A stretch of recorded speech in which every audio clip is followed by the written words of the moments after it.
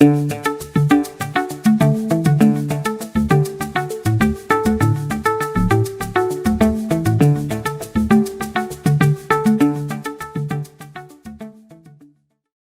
我们继续。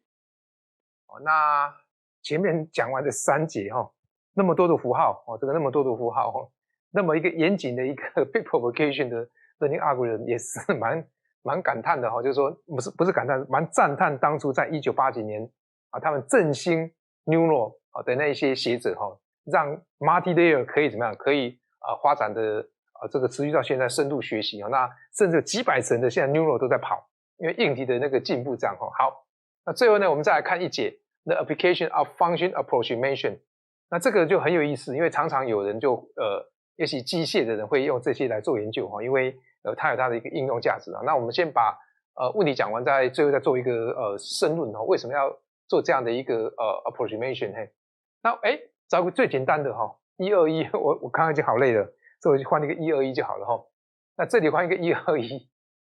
最简单就是我现在只有一个什么，一个 input 而已一个 input 所有的 input layer 这一个值而已然后我第一个 hidden layer 哇，自找麻烦找一个可以微分，但是它的 transfer function 不再是 identity function， 保留一个 identity function， 有没有看到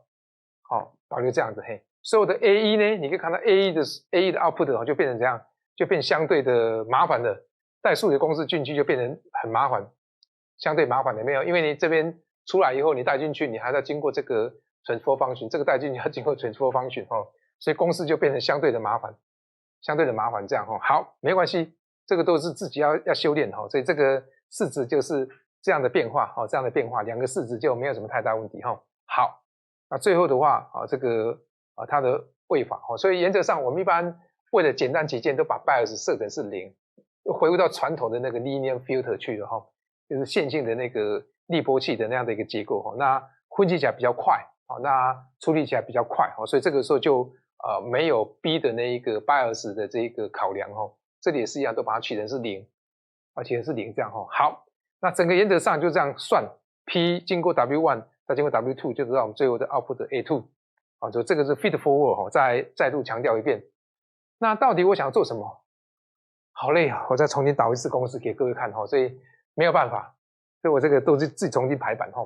好，公式再来带一遍，所以先从 output layer 求取现在从这边开始算起好，那我们再看看我们的 output layer 这个算公式带一遍有没有？那这个时候就麻烦大了没有？no， 还没有麻烦，这边算简单，这边算 OK 有没有？这边 OK 这边 OK， 所以这边因为它是一维的，所以它的它就等于是1因为如果2维就是单位矩阵，3维就是那，所以公式就很简单，这前面已经看过了没有？所以这个 output layer 相对的简单我们就先把它求出来，所以它的 sensitivity 求出来就这么简单。然后呢把我们的公式带一遍带一遍有没有？注意我们的weight是什么？注意这个时候这个是1，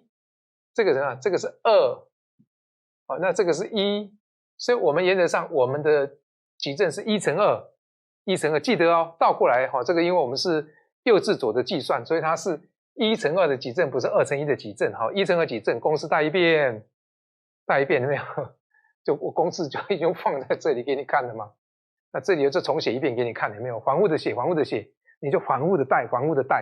好，所以这个一些咩咩嘎嘎一些细节我都有反复的跟你们叮咛好，那就把它带进去有没有？那记得这个我们的第2层第0层、第1层、第2层所以这个等于第2层的 output 就是我们的 physical output 不要忘了就是我们的 physical output， 随时要记住这一点好，再来看看我们的 hidden layer， 所以我们第0层、第1层、第1层就是我们的 hidden layer 好，我们就来开始大家看了公式麻烦大了因为它这个不再是单位矩阵所以我们要求这一块所以这个来求这一块了那这一块的话就很简单嘛，就说它这个微分其实不难这个微分就说我们那它的微分等于什么？我看我有没有空间可以写好，我找个地方来写所以你可以看到这一个怎么样？这个是1加上1的负 n 的微分有没有？那这个微分的话，你可以看到好底 n 有没有？那这个问题其实很简单，因为它这个负一嘛，就等于怎么样？就等于是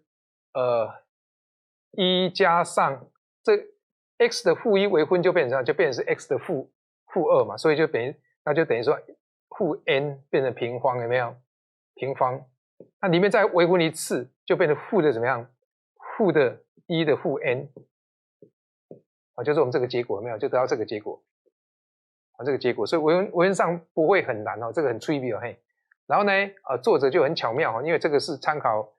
这个几个书的例子哈，所以他就把它解开哈，就这个就是以前我们叫什么这个好了 ，anyway 你们就可以看把它partition成这个样子，竟然可以巧妙分析成这个样子，有没有看到我们的 fn 好，我们的 fn 就等于 a1 的a1 的什么样 a1 的这个前面的 input 第一层的 input 这样嘿，好，所以等于说结果就算出来了哈，这个刚好是这个特别强调这一块嘿，所以呢，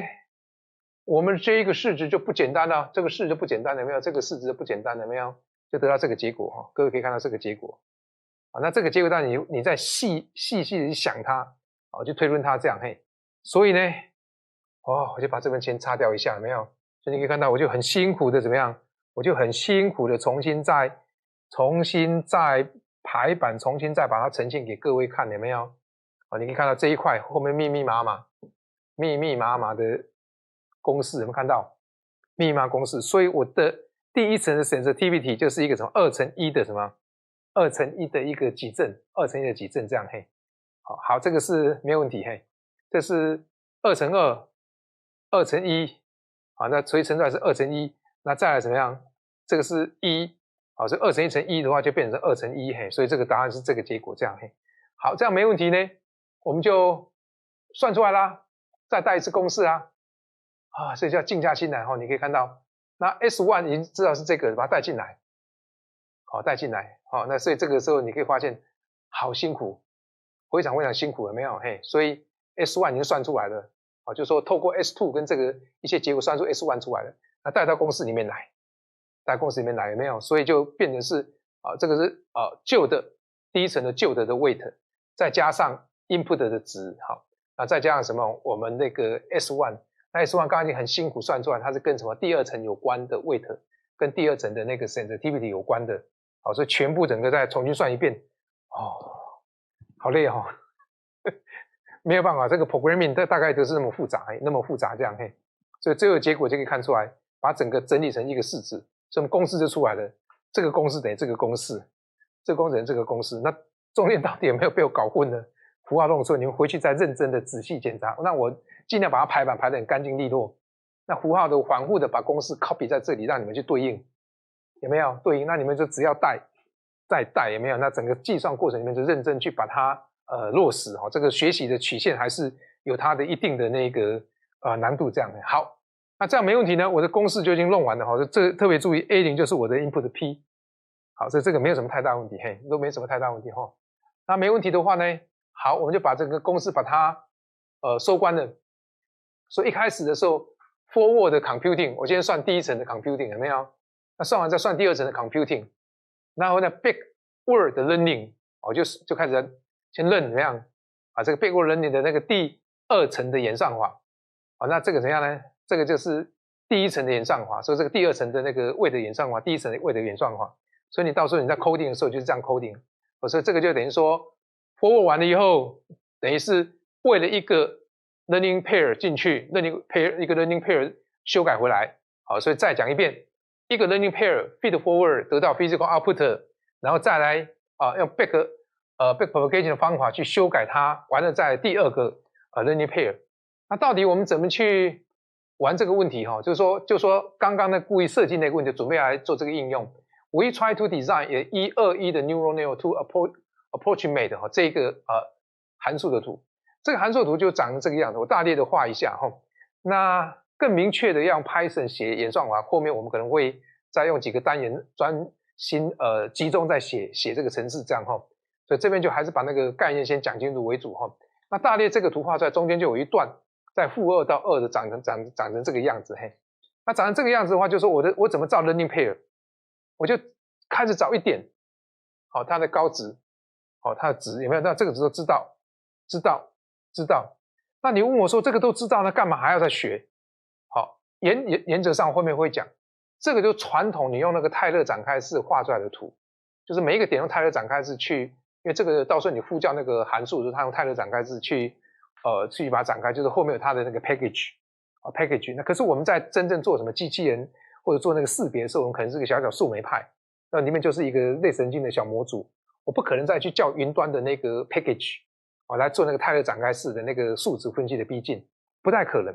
那可是我在做 learning 的时候，我就可以利用泰勒展开式的那个 package， 先把这些值都给我，我这个值知道了，全都知道了。所以大略我大概细算了一下，大概有12，我这边故意举的例子有11个，这边有5对再加中间延点，所以总共呢，我们有大概有那个11对的那个学习的那个 data， 来准备做学习。那做学习呢，我们就开始怎么做呢？第一个 epoch， 就是我们持续的 feed in each learning pair to obtain the physical output， 刚刚讲过了，就是说，那然后呢 backward update all weights of each layer based on the backpropagation learning algorithm， 就是再回来反复的把它认。那 until the last pair has been processed， 就到了最后一对的那个学习对被我们处理完以后呢，我们第一个 epoch 就结束了。可是结束了没有？没有，我们还是呢继续再 run 所以我们就怎么样呢 ？Computing to perform the second epoch, the third epoch, until 怎么样 ？Until the learning performance is good enough。什么叫 good enough？ 那这个后面我们会再来做一个用图形分析就是说我后面用一些写演算法的时候，再做一些更精切的跟各位做说明就像说我们今天读书，也一样准备明天考试或准备下礼拜的考试，你会读到一定的地步，你认为这个已经准备就绪了所以那个是一种感觉。那这种感觉常常是好的不好的，那有一个评断的一个机制这样的所以原则上再往下看，那同学一定会有问题，就是说我那么辛苦，为什么要跑这个 neural 的 model 所以我标题叫 necessary neural model 就是说的必须的 neural model for application。那我们的问题赶快做一个结论就是说在前面就很辛苦，就是说讲过了讲过什么东西，就是说这个红色的部分是用什么数值分析器逼近出来的它是 real curve。那这 real curve 一般来讲的话，它是会用这一个call 很多的 package 就是说我们一般在写演算法的时候会 call 很多 package。那 package 的话就是很可能要上网或 call 很多大的那个套件那它里面就有什么泰勒展开式的这个数值分析的逼近的方法。可是我今天要做的那个工具很可能做一个小的机器人，或者一个简单的一个自走车这样那我里面很可能小小一个树莓派或者甚至 Arduino 等等的，我怎么可能会放一个大的那个演算法在里头？或者说我要上网，我明明在自己的那个封闭空间就可以的。所以这种情况之下，我就必须要用一个逼近的 neural 的 model 来怎么样来逼近这个一个三角函数的这样的一个应用的数学公式在这里头这样所以原则上我们赶快做个结论。所以 the approach-made model is proposed by the neural approach in contrast to 对应什么呢？来对应这个 numerical 这个 model based on 泰勒的这个 expansion 有没有？泰勒展开式这样那我刚刚讲过说这个式子一般在很多做机械的或者自走车什么一大堆的都会用这种类神经网络的 model 那这个 model 的话，所以的 neural model 的话这个 neural approach 呢，它 possessive 它具有怎么样 some property， 我就很简单举出2个。第一个 stable computing time， 为什么？因为它的那个 feed forward， 比如说未来学完了以后，我随便找了一个这个好，随便找一个 0.3 好了。那 0.3 的话，我喂进去那个 neural 的 P 进去了以后，它就可以帮我 feed forward 算完的 physical output 就会接近我要的这个 curve 的 output， 就可以达到我要的一个数值的计算。所以它计算的都是很稳定的计算。可是我们用 package 的时候，我可以宣告说我要精准到12位，精准到15位，或者是一个什么更精准的这个时速的那个表现方式。那种情况之下，计算量就会变大，所以它的那个计算时间不会固定所以我们要的是这个固定的 stable 的 computing time。那甚至fixed structure， 因为类神经网络你决定好多少层之后，多少个 neuron 你决定好以后，架构就存在了。那架构存在以后的话，那一般的话我们就可以用一些什么which can be implemented as 什么 hardware。那所以有一帮人就会把它 implement 成硬体to 怎么样 speed up 的什么 computing time。那因为我们这门课里面还包括在讲解原状都不会去讲hardware设计如果各位有兴趣再去学习一些这个 VLSI 的 study 所以原则上它有它的一个作用那更细的部分的话，后面是不是我们要在用那个 Python 来写的话，后面我们再找一些时间再设计几个新的单元那真正开始进入这个 programming 的这个阶段，那让同学感受到这个 neural它的一个整个从开始表现数学深度到最后怎么去 programming 出来的一个非常丰富的一个研究跟应用的一个价值所以是值得各位来探讨。那最后再重申一次这一章是个精华。然后我们在设计这边的时候呢，包括助教跟我尤其最后我在接手的时候，我几乎全部都重新打字，重新再撰写更丰富的那个内容所以花了非常多时间把以前要花大概1个月的学习期限，几乎你现在大概几个小时